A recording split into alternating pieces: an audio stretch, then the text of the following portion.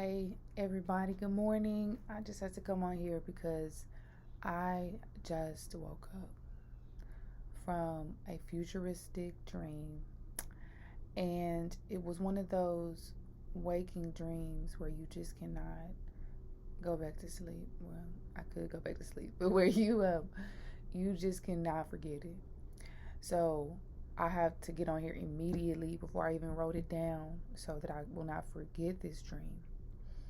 But I dreamed that I saw an AI gravesite.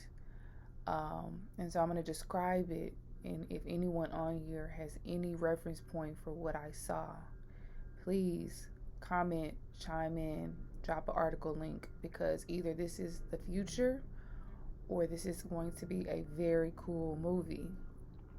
Because it was a sci-fi for you. So I was walking down a street that's familiar to me, and this street um, is it's like a retail residential area. So there's a hotel, there's restaurants, there's movie theater, and then as you keep walking down the street, there was an apartment complex that used to be there that was no longer there. And then next to that, there was a very large apartment complex. And as I'm walking down the street, I started slowing down because I realized that a very familiar apartment building that I've always seen on this street, and it was pretty new, had been torn down. And I started walking slower, like, why did they tear that apartment building down? And I end up seeing like a 3-story situation, like something I never seen before. It almost looked like um, electric generators and cages and these little storage pods. That's what it looked like on the first level. And then on the second level, it was kind of connected. It was bigger pods. And on the third level, it looked like apartments. But it was much smaller than this huge apartment building that had taken up the whole block. It was like mostly surrounded by concrete, and it was a much smaller footprint. So I just remember, as a real estate agent, that type of stuff catches my attention. I'm like, why would they tear down that brand new, pretty much apartment building? It's only been here a few years, and put this small thing. I said to myself in the dream, this company must have paid a lot of money for this land, because they took up this huge footprint and they only put this small thing here. I didn't know what it was at the time. So I knew it was something that was very profitable and something very new. So I slowed down and I started to notice on the first level, it was people gathered, and it was mostly teenagers that were coming to view something. And as I looked closer, I knew in the dream, the information was being given to me that I was at a gravesite. But it was a modern gravesite. So on the first level, I could see all of these emblems of paraphernalia like Nike and, clothing. And it was as if sort of like a storage unit's size.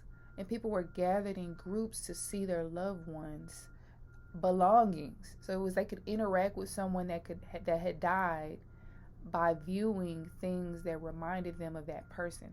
It was sort of like a mausoleum style, except it was so modern you wouldn't, like, if you saw it, you wouldn't know what you were looking at. On the first level, you couldn't interact with the person, you could interact with their belongings. And this was like your entry level gravesite. Whatever made you think of that person, they had all of those items in some sort of place that you could interact with. So you could still remember that person by their belongings. And then there was this second level, and it was probably the more expensive level because it was less people there. And I remember this was what caught my attention. It was mostly teenagers that were coming to visit young people that had died. On the second level, it was where you could actually see the person that died. And I don't know how that was because I didn't see it, but I just knew at that second level, You could like look into a peephole or look into a window, and the person would be standing there looking back at you. You could see them. The people were being preserved in such a way that you could just come and view them, sort of like a wake, where you could just have a body viewing, except the body didn't decompose. So you could just go and view them. But it was obviously a more expensive tier of a burial or of a gravesite. Like that was the next level up.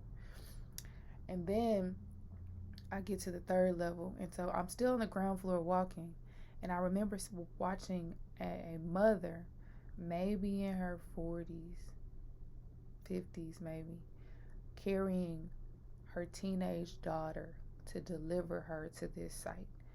And she's sort of dragging her daughter because she's like about 14, and I can just see the back of her head. And she's prepared her daughter for her gravesite. And her daughter's hair is slicked back and it's in a bun and it's beautiful and it's neat and she's fully dressed. And I see that she is carrying her daughter to this third level. And so now in the dream, whenever I'm watching someone, I'm being shown information. So I'm not necessarily in the dream, I'm just seeing what's occurring. So I was following behind her. She doesn't know I'm there because I'm just, like I said, observing the situation. And when she gets to the top level, it looks like the outside of an apartment. It looks like a door with a number on an apartment. And so now she no longer has her teenage daughter. It's fast forwarded in the dream to where she is now coming back years later to visit her daughter's gravesite. And typically that would make sense. If you lost your teenage daughter, it might take you time to grieve. You may not be the type of person that wants to visit a gravesite, so you might not come back for years. Like that seems very plausible. So in this dream, it's like now I'm in the future in the same spot looking at the mom standing at the door, but instead of being there to deliver her daughter, she is in the let me stop at the deliver her daughter. What I was getting from the fact that she was bringing her own daughter was that this was not something that was FDA approved. This was not something that was like, it was very new. It was to the point where this was like a trial situation. No one had ever knew. Even the people that were there interacting with their loved ones didn't know how it worked. It was something that people were still trying to figure out. So she's bringing her daughter. That symbolized that she didn't. There was no coroner's office to drop her daughter off there. This was something that she signed up for because she didn't want to let go of her daughter. So she wanted to be able to continue to interact with her daughter after her daughter was dead, but she didn't know how it worked. So now she's in the future. She's coming back for the first time to visit her daughter, and she's scared. She's standing at the doorway. She doesn't know what to expect. Obviously, if your daughter has passed away and you try to move on, and now you paid for this gravesite where you can go back and see your daughter, she wants to go back and see her daughter. But she's terrified because she's like, I don't know how this works. I don't know if I'm ready to see my daughter. I don't know what my daughter's going to look like. And so those are the emotions that she's feeling outside the door. So instead of knocking on the door, she's just standing there pacing. Like, do I even want to do this? Do I want to go through with this? And all of a sudden, her daughter comes and opens up the apartment door. And she's just frozen. She's just frozen. She's like, oh my God, it's my daughter. And she's walking around. But instead of her daughter being 14, now her daughter is about the age of 21. And so the mom is just stunned. Like, she doesn't know what is going on. And her daughter is interacting with her like she's living in her own apartment. Like life has gone on. And she's just talking to her mom like she's telling her about her life, what she does every day. Like a normal situation if a mom was coming over to visit her 21-year-old daughter and check on her. The daughter is acting normal. The mom is standing at the door like, I don't know what this is. Like, I don't know what is going on. And so I remember she hugs her daughter, but her daughter hugs her like a stranger. And the mom hugs her kind of apprehensively, like, is this a human? Is this a person? Is this a robot? Who am I interacting with? The way the daughter hugged her, I could feel in the dream, was like a stranger. Like the daughter didn't really know who her mom was. And man, this dream is crazy.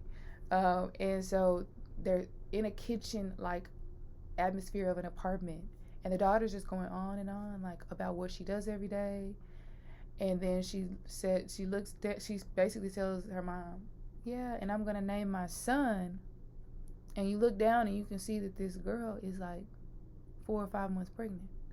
And the mom is still kind of in the entryway of the apartment. She's scared. She's like still trying to get comfortable with how this interactive thing happens, you know.